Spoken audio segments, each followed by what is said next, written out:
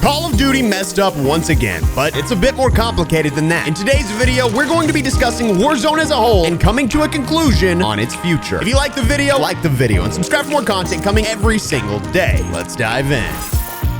When Warzone's Season 1 Reloaded update dropped, I was live streaming to over 700 viewers who all came to a very similar conclusion. The game is broken yet again. It was incredibly frustrating to play for the few hours I was online, and even after I stopped, I made some jokes about the update on Twitter. To be clear, I wasn't the only one. The update itself was a bit of a joke, and because of that, I actually had a completely different video recorded and planned for release today that covered all the problems in the update. But over 50% of that has already been resolved. With that in mind, I don't think it's apt for me to make an entire video dogging on this company. Instead, let's look at the facts. In the past, it's taken months to fix problems similar to those that came with yesterday's release. But for the most part, it took around 15 hours to address the glaring issues at hand. Loadouts were broken entirely and are now fixed. Logging into the game itself caused a perpetual loop, but is also already fixed. They removed the Champions quest in Warzone, but that's officially back in the game. And it seems like now we just have regular problems that shouldn't take too long to address, knock on wood. I say all this to express that it genuinely feels Call of Duty, or at least Raven Software, is moving forward as a company. And while we shouldn't necessarily let them off the hook for a terrible update, we need to look at the big picture. To be clear, this isn't some scheme to get invited to Call of Duty events in the future. From what I can tell, that ship may have already sailed a long time ago. Instead, I feel it's important to not drive away the regular player by whining about an update that didn't affect 99% of them. Yes, what came with this update was terrible, but most people don't get to play on a random Wednesday afternoon, and those that do are probably going to play regardless of the problems. With that in mind, let's cover some of the things that are good with Warzone in its current state and some of the things that need a bit of work, if not a lot of work. First, the bad, and while not all of these are directly related to the update, as I said earlier, I'm focused on speaking on Warzone as a whole. Audio is a big problem. It has been since release, and while it's gotten better, it's becoming a bit of a skill gap as PC players have the ability to use specific softwares to make the nearly mono game audio into surround, which is what it should have been from the beginning. No, not many people are actually doing this, but if you watch my recent tips video, you can hear how much more clear the footstep audio is for me than it may be for you.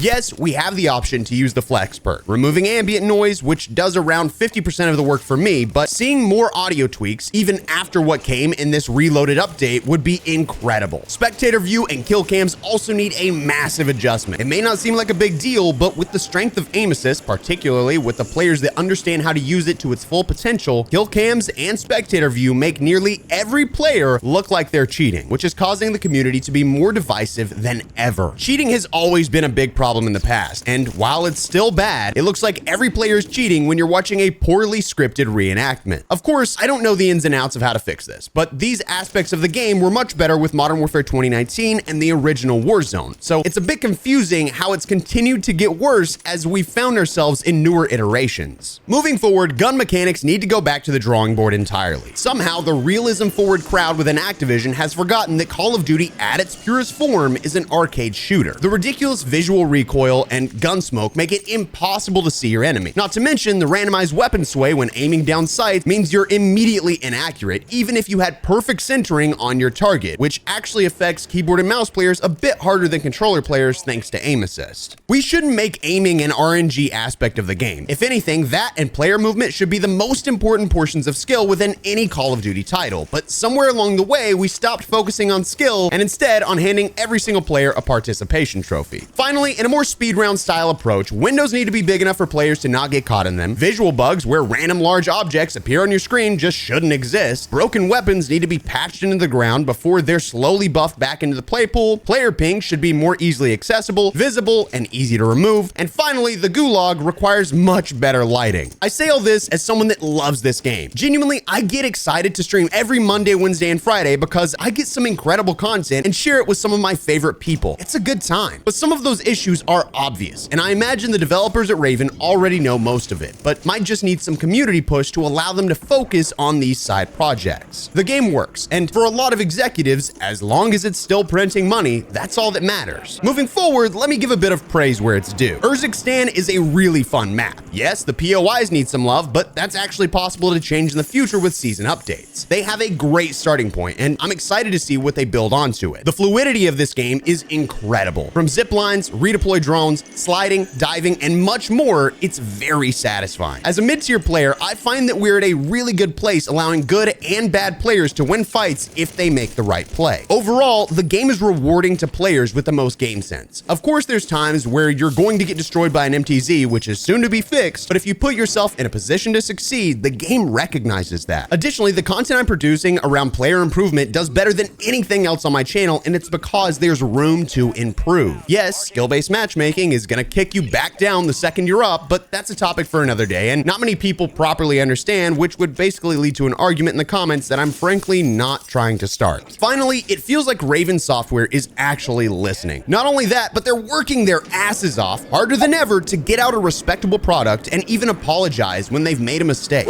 I genuinely believe if they continue to improve this title, when Verdansk, Rebirth Island, and Fortune's Keep all make their return later this year, the game could be better than it ever was back in 2020 and 2021. It might be a stretch, but I'm calling it now. This is gonna be a great year as a Call of Duty player. Regardless, if you agree with anything I've said in this video, drop it a like, subscribe for more content coming every single day, and never miss another stream as I go live every Monday, Wednesday, and Friday at 9 a.m. Central Standard Time. And if you're looking for a laugh, check out the video on screen where I acted like a bot in Warzone and made my teammate go clinically insane.